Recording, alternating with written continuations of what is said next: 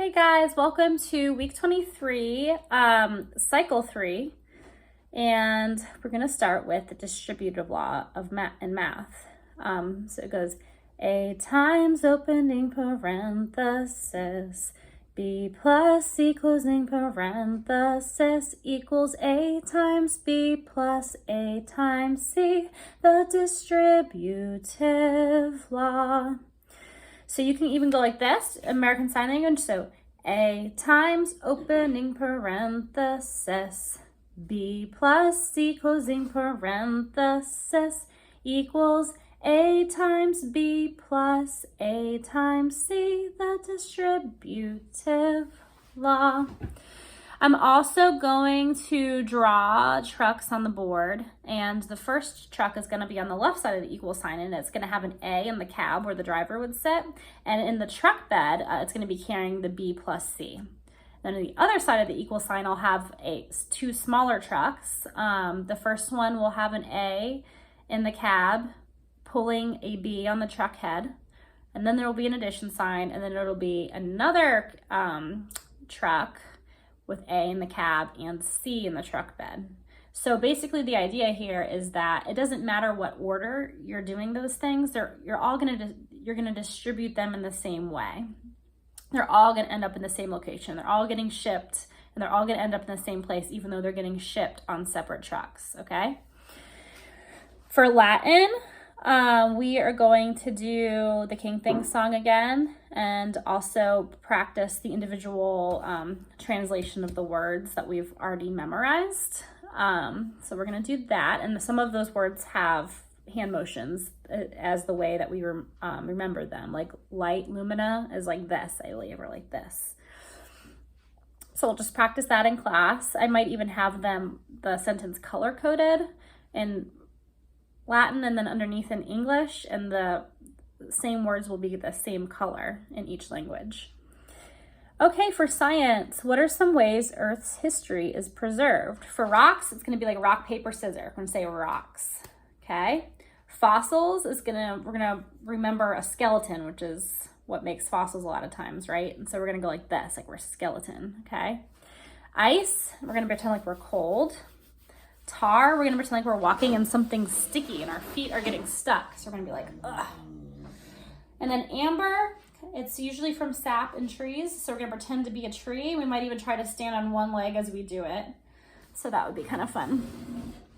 4 sentence structures. This is kind of hard to remember. But we're going to do this, okay? Simple. You have just one independent clause, okay? So a sentence that can stand alone has to have a subject and a verb, right? So we're gonna have simple, and then we're gonna have compound. So usually with a compound sentence, you have to use one of those fanboys connectors, like for, and, nor, but, or, yet, so. So usually and is like, I went to the store and I ate pizza. So those two things can stand on their own, but they're connected by an and, so they're compound. Complex, we're gonna do this, okay? One is dependent on the other one. While it was raining, or because it was raining, I took a nap. So the because it was raining cannot stand on its own. So it is dependent on this independent clause, which is like I took a nap, okay? Then you have something called compound complex, okay? So we're gonna do simple, compound, complex, and then we're going to do compound complex. So in a compound complex, you have them both. So you could say, because I was hungry, I went to the store and I ate pizza. Okay? Does that make sense? I also have a visual I'm probably going to write on the board, and it's basically showing you using houses and apartment complexes how this works. So for example, here you are. The simple is a standalone house. It's a simple sentence. It has a subject and a verb. A compound sentence has multiple independent clauses that are connected by and or a different fanboy, okay? A complex is basically when you have 2 residences under the same roof, right? So it's a complex. A compound complex is when you have a standalone house, connected by and or another fanboy, but also you have like a dependent clause under the same roof in the complex, okay? So that's another way to think about it. I know it's kind of crazy. All right, let's do the timeline. And we're gonna type on a computer for the first one. So age of information and globalization, circa 1970 to the present. Watergate, President Nixon resigns. So he resigns, like the hands fall, because he's famous for doing this, and then we're just gonna make the hands fall. And then for the fall of communism, we're gonna do the communist fist, and then it's gonna fall. So the fall of communism in Eastern Europe. The European, so E, the European Union formed. And then for apartheid, we're gonna make them go apart. Apartheid abolished in South Africa, September 11th, 2001. And then we're gonna do rising tide of freedom, rising tide of freedom.